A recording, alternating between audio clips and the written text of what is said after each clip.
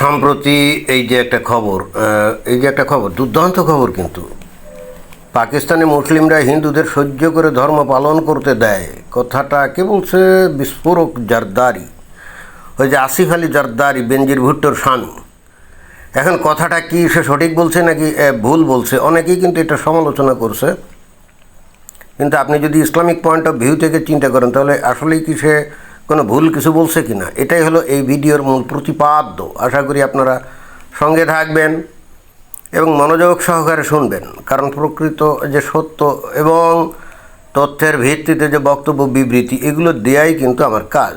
যারা শুনবেন আলোকিত হবেন, যারা শুনলেন না তারা বিশাল জিনিস মিস করলেন, অন্তত আমার তাই মনে হয়। তো ঘটনা কি? ঘটনা হচ্ছে যে পাকিস্তানি মুসলিমরা হিন্দুদের সহ্য করে ধর্ম পালন করতে দেয়, অর্থাৎ আসিফ আলী জারদারি এটাই বলতে চাচ্ছে যে পাকিস্তান তো একটা মুসলিম কান্ট্রি, এবং 1947 সালে মুসলমানদের জন্যই তো এই পাকিস্তান রাষ্ট্র তৈরি হয়। তাহলে সেখানে বেসিক্যালি হিন্দুরা থাকবে কেন বা অমুসলিমরা থাকবে কেন?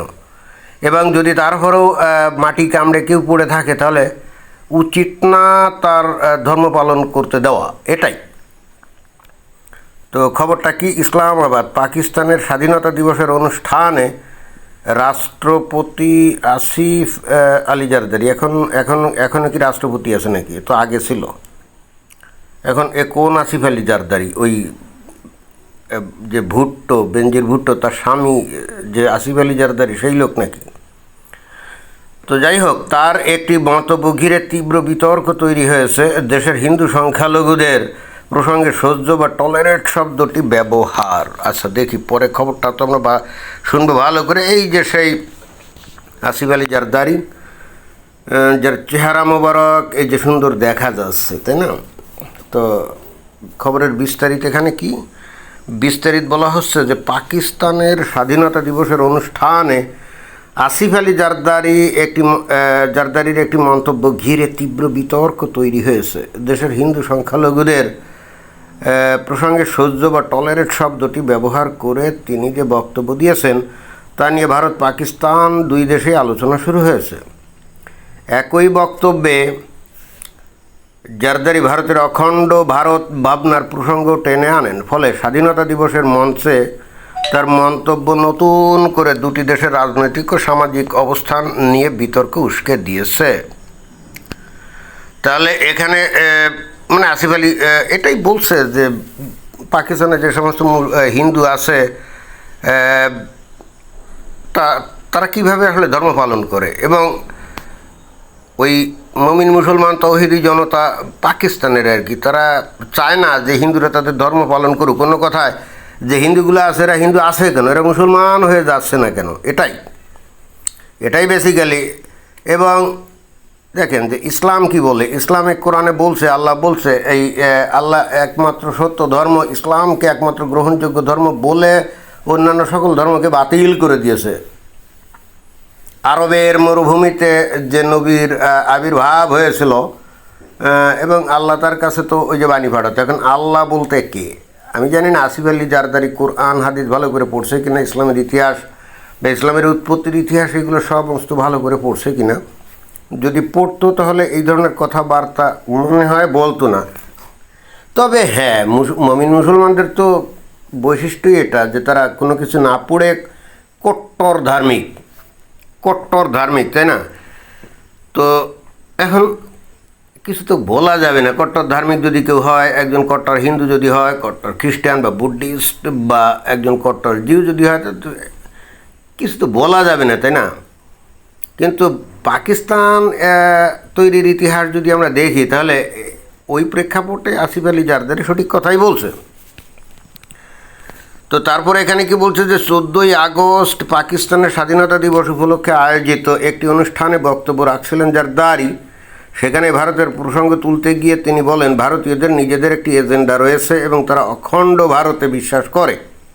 তার বক্তব্য অনুযায়ী পাকিস্তান সেই ধারণার সঙ্গে একমত নয়, কারণ পাকিস্তান নিজেদের একটি মুসলিম দেশ হিসেবে দেখে। এরপর দেশের হিন্দু সম্প্রদায়ের প্রসঙ্গে তিনি দাবি করেন, পাকিস্তানের মুসলিমরা সেখানে থাকা হিন্দু জনসংখ্যাকে সহ্য করে এবং তাদের ধর্ম পালনের স্বাধীনতা রয়েছে। যেখানে সে মন্তব্য করছে যে সেখানকার মুসলমানরা বস্তুত হিন্দুদের এই যে ধর্মীয় কার্যক্রম ঢোল তবলা বাজায়, তাই না, গান টান করে, নাচ টাচ এগুলো করে, ইসলামে তো এগুলো সবই হারাম। তো মুসলমানদের মধ্যে বসে হিন্দুরা যদি এই কর্মকাণ্ডগুলো করে, এইটা তো মুসলমানদের সহ্য হয় না। ইসলামের বিধি অনুযায়ী এগুলোকে তো বাধা দেয়াই মুসলমানদের কাজ। এখন আসিফ আলী জারদারি বস্তুত এটাই বলতে চাচ্ছে যে এত কিছুর পরেও যে পাকিস্তানের মুসলমানরা এগুলো সহ্য করে যায়, এটাই কিন্তু বেশি। এবং এটা দিয়ে আবার বোঝাতে চাচ্ছে এটাই হলো মানে তাদের দেশে যার যার ধর্ম করার একটা স্বাধীনতা যে আছে সেইটার প্রমাণক হিসাবে তুলে ধরতে চাচ্ছে। কিন্তু ভিতরে ভিতরে প্রচণ্ড ক্ষুব্ধ, সেটা কিন্তু বোঝা যায়। তা না হলে ওই মুসলমানরা সহ্য করে এই শব্দটা উল্লেখ না করে স্রেফ বলতে পারতো যে পাকিস্তানকে যতই পৃথিবীর বিভিন্ন দেশ মৌলবাদী রাষ্ট্র, জঙ্গি উৎপাদনকারী রাষ্ট্র বলুক না কেন, পাকিস্তান একটা ধর্মনিরপেক্ষ রাষ্ট্র।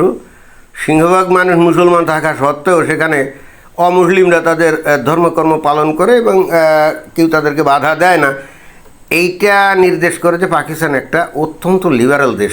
এরকমভাবে না বলে এই যে সহ্য করা শব্দটা বলে কিন্তু এটাই বোঝাতে চাইলো যে আসলে তারা একেবারেই টলারেট করতে পারে না, একেবারে দাঁতে দাঁত চেপে সহ্য করে।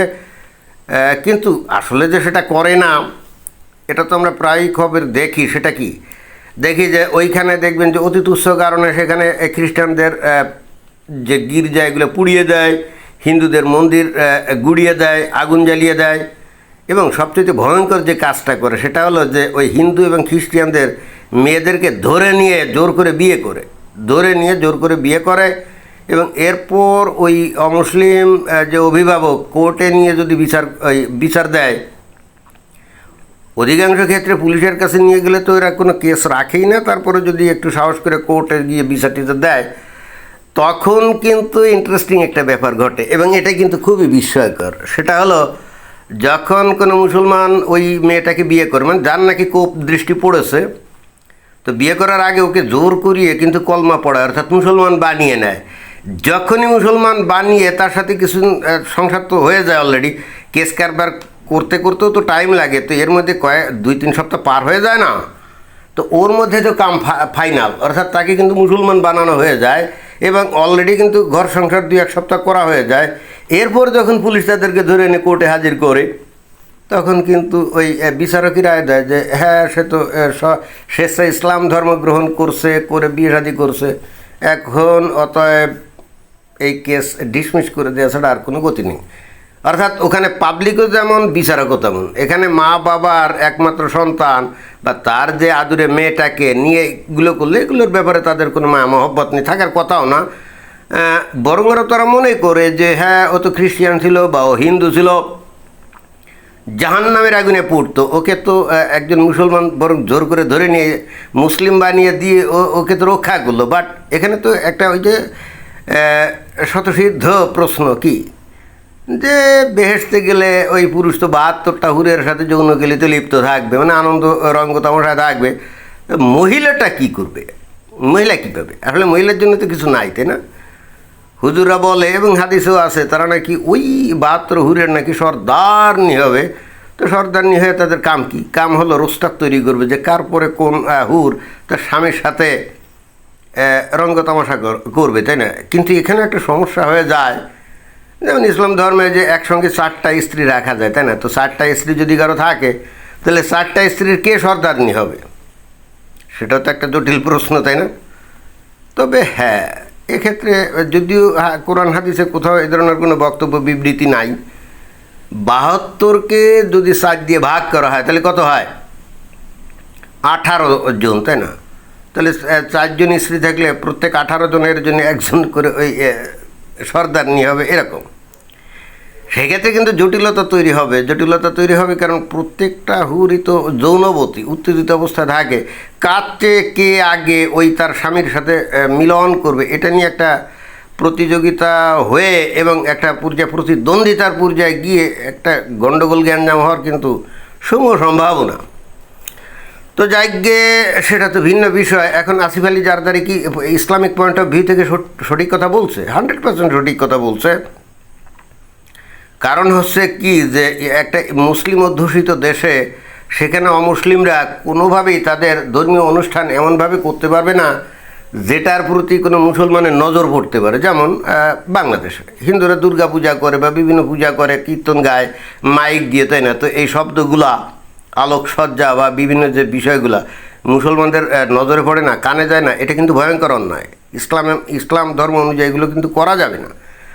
যেমন উদাহরণস্বরূপ যখন ওমর খলিফা ছিল, যেটা নাকি হাদিস এবং সিরাতে আছে এবং তাফসির কিতাবে আছে, অর্থাৎ ওই কোরআনের ব্যাখ্যা, তো সেখানে খুব ক্লিয়ার কাট বলা আছে যে হজরত ওমরের আমলে তার রাজ্যে, তার ইসলামিক রাজ্যে কিন্তু কিছু এই খ্রিশ্চান এসে হজরত ওমরের সাথে একটা করে, একটা মানে চুক্তিবদ্ধ হয় যে কিভাবে তারা মুসলিম অধ্যুষিত অঞ্চলে বসবাস করবে। তো তখন ওই ইয়েতে চুক্তি ছিল যে কোনো খ্রিশ্চান এমনভাবে তাদের অনুষ্ঠান পালন করবে না যাতে করে নাকি মুসলমানদের নজরে সেটা পড়ে, এবং তারা কোনো নতুন উপাসনালয় তৈরি করতে পারবে না, অর্থাৎ নতুন করে কোনো গির্জা তৈরি করতে পারবে না, এবং তাদের যে গির্জা আছে এগুলো মেরামতও করতে পারবে না। এগুলো যদি, অর্থাৎ অন্য কথায়, ভেঙে যদি ধ্বংস হয়ে যায় সেটা কিন্তু মেরামত করতে পারবে না, নতুন করে গির্জা তৈরি করতে পারবে না, এবং কোনোভাবেই তাদের আচার অনুষ্ঠানগুলো মুসলমানদের নজরে পড়া মাত্রই তো তাদের ঈমান আকীদা নষ্ট হয়ে যাবে, তাই না? আল্লাহ বলছে